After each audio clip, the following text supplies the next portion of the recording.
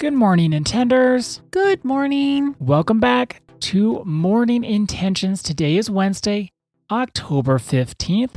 Thank you for joining us with this new theme of hustle culture.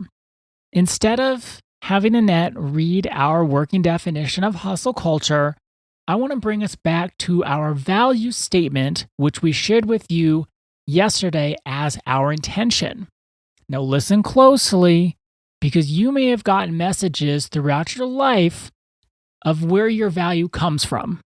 And we want to bring you in a new direction with our value statement. I have all the value I could ever have simply because I exist.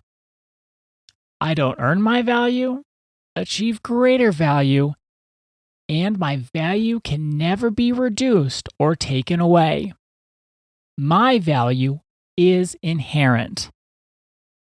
How about one more time for our hearts, Ada? Oh, I just love that because we do need this to sink in. We do. This need needs to be way down into our bones. Yes, deep into our souls, well past just our heads. Because we can just say, oh yeah, that sounds nice. I can get behind that. But do we really get behind it? Do we really let it soak in? So here it is again, our value statement, one more time for our hearts. And I tend to share this with the same cadence and at the same speed. If you want to say it along with me, please do. I have all the value I could ever have simply because I exist. I don't earn my value, achieve greater value, and it can never be reduced or taken away. My value is inherent.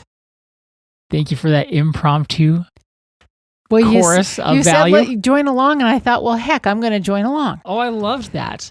And that's what we want to do, because we want to say it's not just Annette has inherent value or Ada has an inherent value, or Susie, or Tom, someone out there.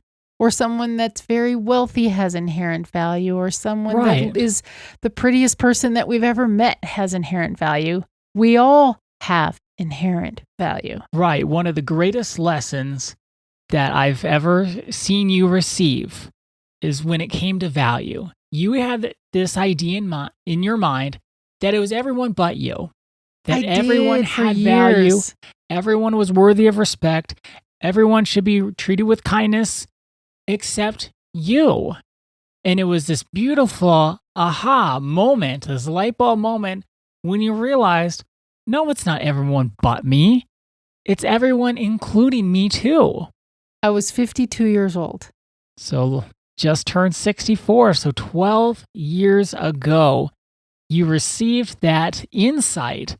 It's not everyone but me. It's everyone, including me, that has value.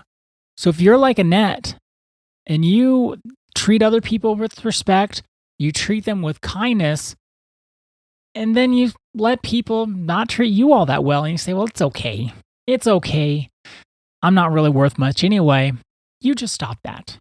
Ada told you, Annette told you, you just stop that. You have value. It's not everybody but you. It's everyone, including you. And you don't need to be productive. You don't need to have money. You don't need to have a fancy car. You don't need to be in a relationship. You could never have been married.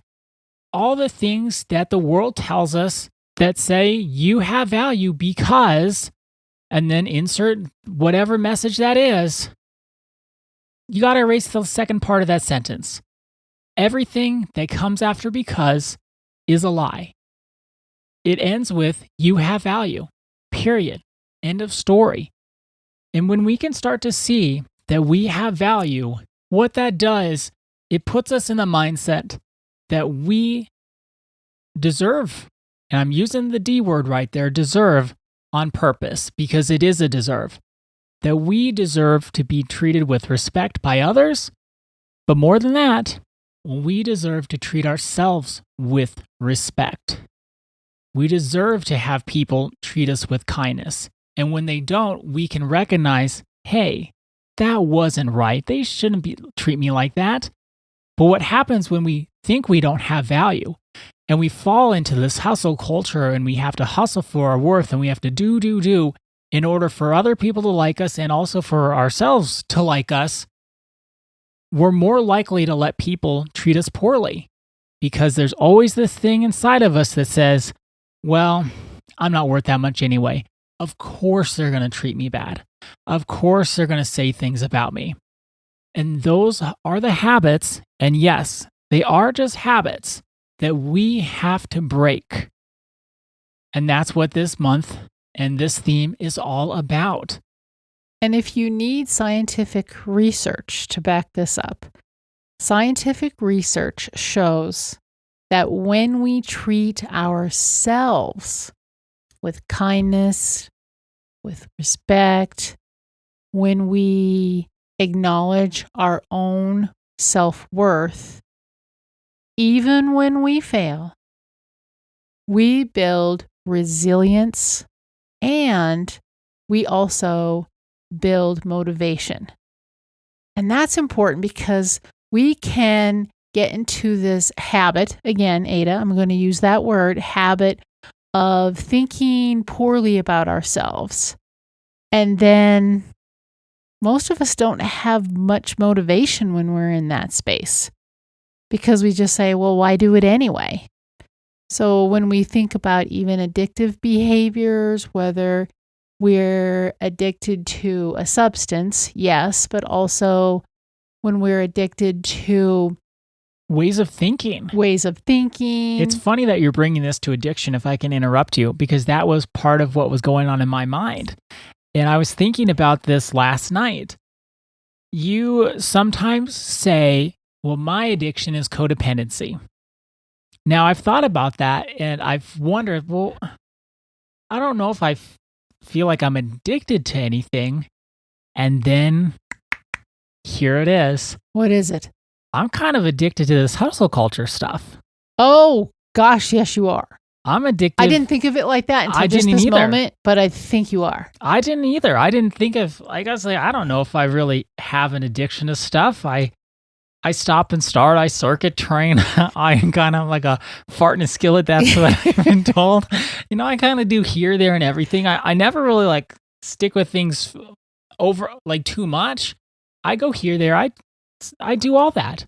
And so I'd always think, well, I'm probably not addicted to anything. Maybe I don't have that as part of my personality or something. And then it was like, uh-oh, here we go. Light bulb moment for you. Light bulb moment, just like you. It's not everyone but you. And for me, it's not codependency. I don't think in terms of that. But this whole idea of hustling for my worth, that I have to do enough in a day where I can go to bed at night and I can rest my little head on that pillow and say, well, I did enough. I exercised. I did all the things that I was supposed to do. Oh, I can rest easy tonight. That, then I would say, I think that's where I would say I have that addictive mindset because it's never enough. And I always go back to that and measure my worth by what I've done.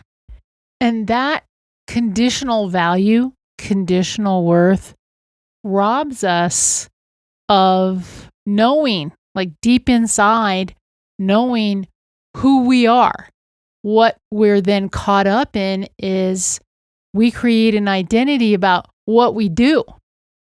But we want to strip all that away. And that's why this really is so important to me. Is when I was 52 and you were there with me, it was a light bulb moment, an aha moment in the truest sense. I'll never forget it. I will never forget that either. I just realized that I had value too. And my life has had different, we just finished the hero's journeys. My life has had these aha moments, and that was one of them. And since then, I can say honestly that I have had more resilience. I have had more motivation. But most of all, I've had more peace. I truly have had more peace, because when we think and value ourselves using the condition of what I do, we can never get to this place of truly knowing ourselves. Truly knowing ourselves. And the hustle culture isn't about knowing ourselves. It's about trying to keep up with everybody else. And we're trying to reach a moving target. Right. There's literally not enough hours in a day to do all the things I think I should get done in a day and also be healthy.